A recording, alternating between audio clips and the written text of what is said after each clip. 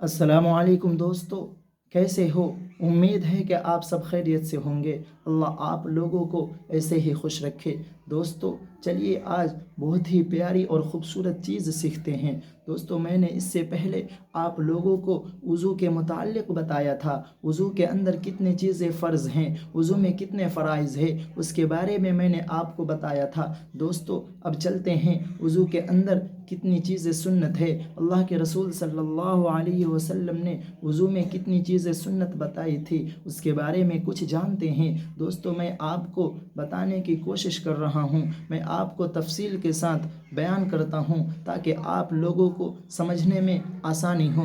दोस्तों मैं उंगलियों के ज़रिए से आपको गिनाने की कोशिश कर रहा हूँ ताकि आप लोगों को खूबसूरती से पता चल जाए और आसानी के साथ समझ में आ जाए कि वज़ू के अंदर कितनी चीज़ें सुन्नत हैं। दोस्तों मैं बताता हूँ कि वज़ू के अंदर 10 चीज़ें सुन्नत हैं। उनमें सबसे पहला जो सुन्नत है वो है बिस्मिल्लाह कहना। दूसरे नंबर पर आता है दोनों हाथ गट्टों तक धोना। तीसरे नंबर पर आता है कुल्ली करना। चौथे नंबर पर आता है मिसवाक करना। पाँचवें नंबर पर आता है नाक में नर्म हिस्सा तक पानी पहुंचाना और जो गंदगी अंदर में है उसको सफाई करना। छठे नंबर पर आता है पूरा चेहरा धोना। सातवें नंबर पर आता है दोनों हाथ कहनियों समेत धोना। आठवें नंबर पर आता है सर का मसाह करना। नौवें नंबर पर आता है अगर कान की मसाह जो है, 9वें नंबर पर कानों की मसाह करना है, यानी सर के मसाह करने के लिए जो हम पानी लेंगे उसी पानी से हम कानों की भी मसाह कर लेंगे। 10वें नंबर पर आता है दोनों पैर टखनों समेत धोना। दोस्तों अब तफसील से इसके बारे में जानते हैं कि अगर आप वज़ू करने का इरादा कर रहे हैं तो सबसे पहले आपको बिस्मिल्लाह कहना होगा। यानी सिर्फ़ और सिर्फ बिस्मिल्लाह कह लेने से आपको सुन्नत का सवाब नहीं मिलेगा, बल्कि बिस्मिल्लाहिर्रहमानिर्रहीम पूरा पढ़ना पड़ेगा, तब जाके आपको बिस्मिल्लाह पढ़ने का सवाब मिलेगा। दूसरे नंबर पर आता है दोनों हाथ गट्टों तक धोना। ये जो दोनों हाथों की कलाइयाँ हैं, इन दोनों हाथों को 3 मरतबा धोना, ये एक अलग सुन्नत है। अगर कोई शख्स एक मरतबा दोनों हाथों को धो लेता है तो क्या उसको सुन्नत का सवाब मिलेगा या नहीं मिलेगा? तो दोस्तों इस पर सुन्नत का सवाब नहीं मिलेगा, बल्कि आपको दोनों हाथों को गट्टों तक 3 मरतबा धोना होगा। अगर 3 मरतबा आप धो लेंगे तब जाकर आपको सुन्नत का सवाब मिलेगा। तीसरे नंबर पर आता है कुल्ली करना। दोस्तों 3 मरतबा कुल्ली करना ये एक अलग सुन्नत है। चौथे नंबर पर आता है मिसवाक करना। दोस्तों अगर आप मिसवाक करते हैं तो आपको सुन्नत का भी सवाब मिलता है।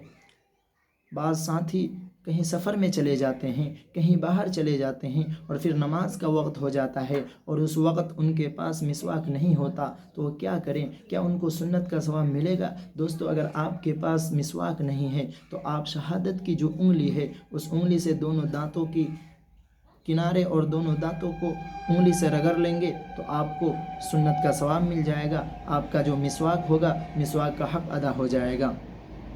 5वें नंबर पर आता है पूरा चेहरा धोना। यानी 3 मरतबा पानी, नया पानी लेकर पूरा चेहरा का धोना, ये एक अलग सुन्नत है।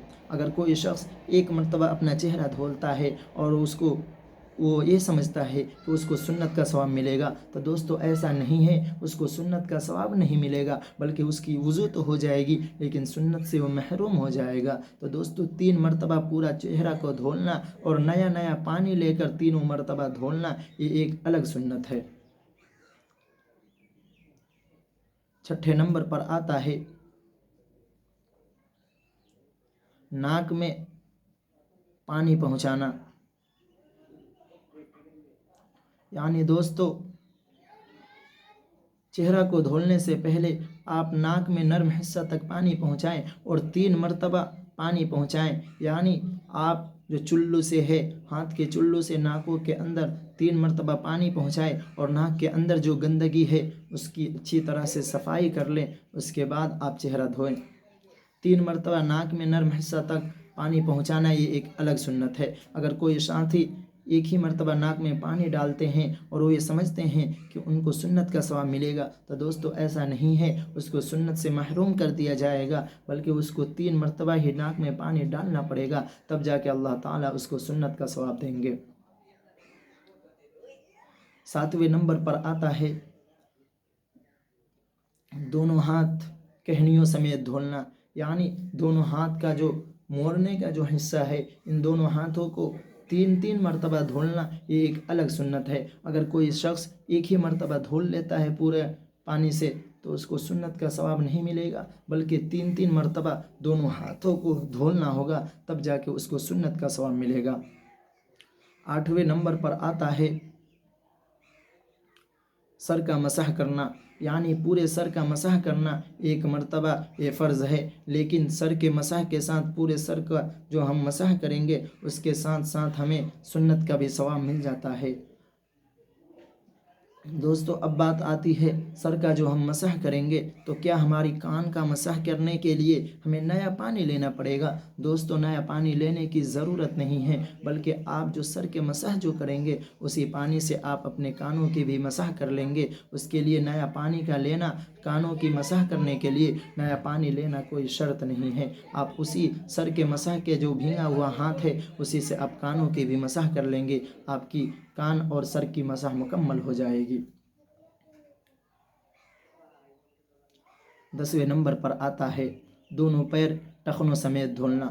دوستو ایک مرتبہ اگر آپ پیر دھولتے ہیں تو فرض ادا ہوتا ہے، لیکن اگر 3 مرتبہ دونوں پیروں کو دھولتے ہیں تو آپ کو سنت کا بھی ثواب ملتا ہے اور آپ کے طرف سے سنت بھی ادا ہو جاتا ہے۔ دوستو یہ ہے وضو کے اندر جو سنتیں ہیں، 10 سنتیں ہیں، اس کے متعلق میں نے جہاں تک مجھے امید ہے کہ آپ لوگوں کو سمجھ میں آئی ہوگی کہ وضو کے اندر آپ صلی اللہ تعالی علیہ وسلم نے کتنی چیزیں سنت بتائی تھی، اس کے متعلق میں نے اپنی طرف سے کوشش کی ہے آپ کو سمجھانے کی، آپ کو بتانے کی۔ امید ہے کہ آپ لوگوں کو سمجھ میں آیا ہوگا۔ جو حضرات کو وضو کے اندر فرائض معلوم نہیں ہے وہ اس سے پہلے والی بات میں آپ اس میں جا کر دیکھ سکتے ہیں کہ وضو کے اندر کتنے فرائض ہیں۔ ابھی اس دوسری بات میں نے آپ کو وضو کے سنت کے بارے میں بتایا کہ وضو کے اندر کتنی چیزیں سنت ہیں۔ امید ہے کہ آپ لوگوں کو اچھی طرح سے سمجھ میں آئی ہوگی۔ پھر ملتے ہیں دوستو، دعا کی